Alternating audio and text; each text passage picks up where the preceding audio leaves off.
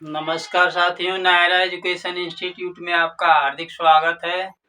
मैं professor Mahendra sir आज आप लोगों को शिक्षा मनोविज्ञान का इतिहास लेकर के आपके समक्ष जो है प्रस्तुत हुआ हूँ, जिसमें आपको आपकी परीक्षाओं से संबंधित जो है प्रश्न आने की पूरी संभावनाएं है। जैसा कि पिछली बार जो है सीटेट के अकॉर्डिंग मैंने पढ़ाया था आपको, उसमें जो है कि लगभग 80% क्वेश्चन मिल गए थे और इस बार भी इसी को ध्यान में रख करके फिर मैं आपको जो है कि आपके समक्ष प्रस्तुत हुआ हूं। तो आज मैं शिक्षा मनोविज्ञान का इतिहास को लेकर के ऐसे महत्वपूर्ण प्रश्नों को आपके समक्ष रख रहा हूं जो आपके UP TET, C TET, super TET, UGC NET, JRF सब में जो है कि आपके लिए महत्वपूर्ण हो सकता है। तो साथियों, इस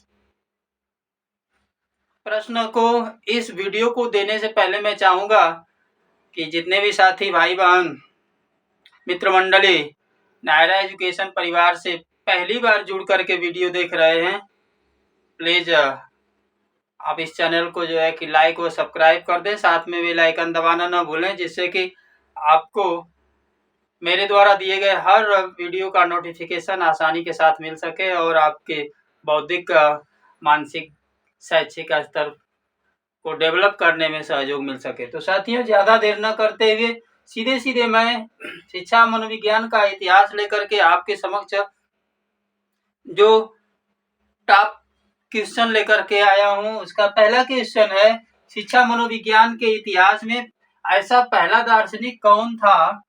शिक्षा मनोविज्ञान के इतिहास में ऐसा पहला दार्शनिक कौन था जिसने बालकों के व्यक्तित्व विकास में घरेलू शिक्षा पर बल दिया था? तो साथियों,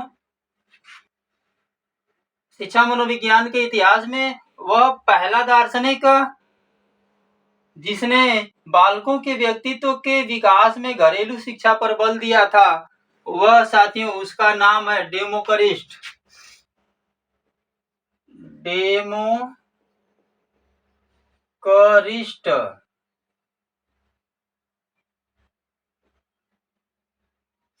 साथियों,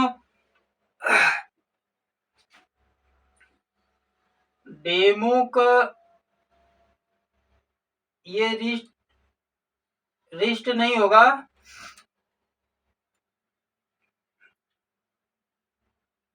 ये ट होगा फिर स होगा, डेमोक्रिटस।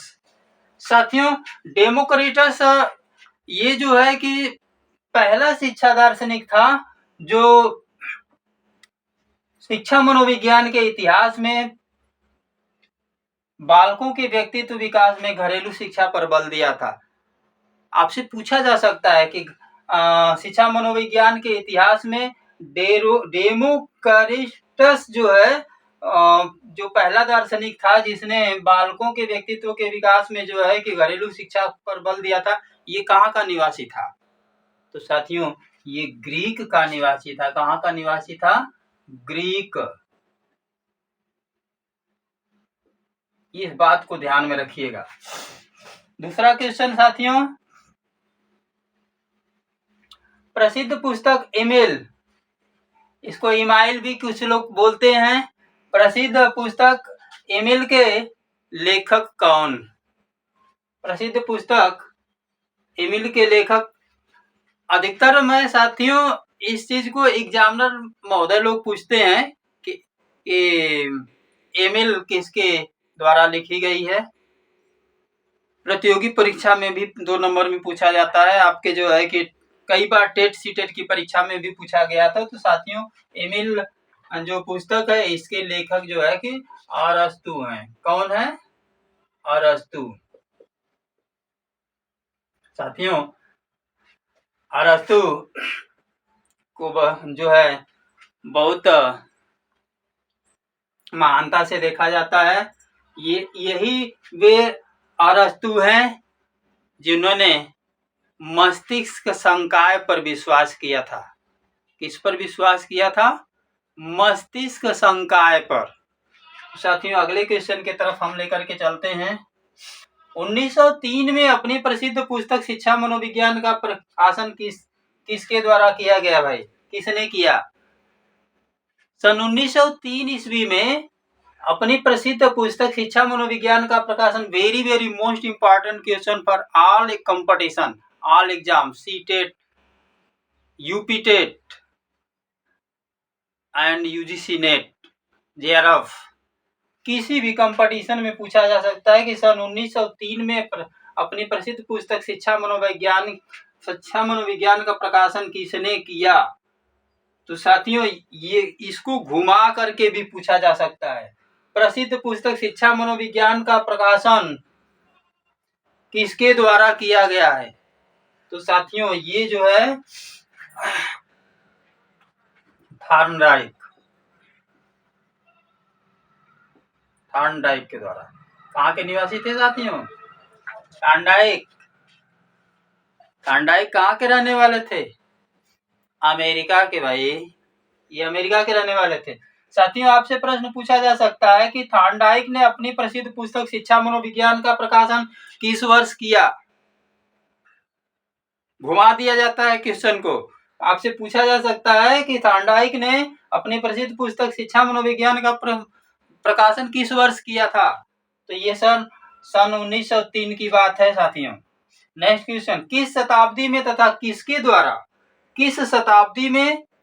किसके द्वारा शिक्षा की एक विशेष पद्धति का विकास किया गया तथा उसमें मनोवैज्ञानिक नियमों व सिद्धांतों के महत्व की भूमिका प्रस्तुत की गई? वह कौन सी शताब्दी थी जिसमें शिक्षा की एक विशेष पद्धति का विकास किया गया तथा उसमें मनोवैज्ञानिक नियमों और सिद्धांतों के महत्व की भूमिका प्रस्तुत की गई? तो साथियों, वह शताब्दी जो थी बहुत चर्चित चौथी शताब्दी। कौन सी शताब्दी? चौथी शताब्दी।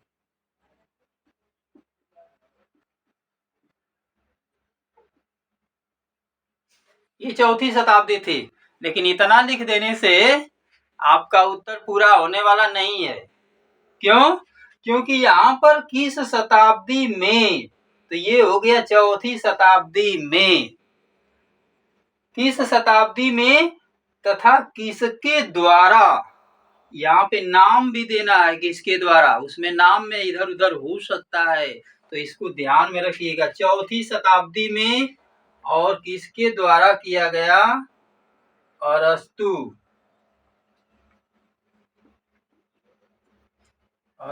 व प्लेटो के द्वारा। अब ये आपका आंसर कंप्लीट होता है। अगला क्वेश्चन साथियों, शिक्षा मनोविज्ञान व्यक्ति के जन्म से लेकर के वृद्धावस्था तक सीखने के अनुभवों का वर्णन तथा उसकी व्याख्या करता है। शिक्षा मनोविज्ञान व्यक्ति के जन्म से लेकर के वृद्धावस्था तक सीखने के अनुभवों का वर्णन तथा उसकी व्याख्या करता है। ये साथियों शिक्षा मनोविज्ञान की परिभाषा लग रही है। शिक्षा मनोविज्ञान की ये परिभाषा लग रही है, जिसमें बताया गया है कि शिक्षा मनोविज्ञान व्यक्ति के जन्म से लेकर के वृद्धावस्था तक सीखने के अनुभवों का वर्णन तथा उसकी व्याख्या करता है। Very very most important question for all competition. CTET में तो आ ही सकता है, कई बार पूछा गया, टेट में भी पूछा गया है, आपके BA, MA, BTC, BEd, MEd, NET, JRF, किसी में भी ये पूछा जा सकता है। तो साथियों, ये चर्चित जो परिभाषा है, कुछ लोग हंस रहे हैं, कुछ लोग जान रहे हैं, इसलिए इसका आंसर जो है लिख दे रहा हूं। अब बताने की जरूरत नहीं ना है, क्रो के अनुसार। तो साथियों, जितना भी वीडियो जब भी आप देखते हैं, प्रत्येक वीडियो को देखने के बाद वीडियो को अंत तक देखते रहें। एक छोटा-सा कमेंट ज़रूर करें, जिससे कि आपके भाई को पता चल सके कि आपको ये वीडियो कैसा लगा। अगर उसमें कोई भी सुधार करने की आवश्यकता महसूस होगी, कौशल में सुधार करने की ज़रूरत महसूस हुई, तो आपका भाई आगे आने वाला जो वीडियो होगा उसमें और अच्छी तरह से वीडियो में सुधार करके आपको वीडियो प्रस्तुत करेगा। अगले वीडियो के साथ साथियों जल्द ही आपके समक्ष प्रस्तुत होंगे। तब तक के लिए नमस्कार, जय हिंद।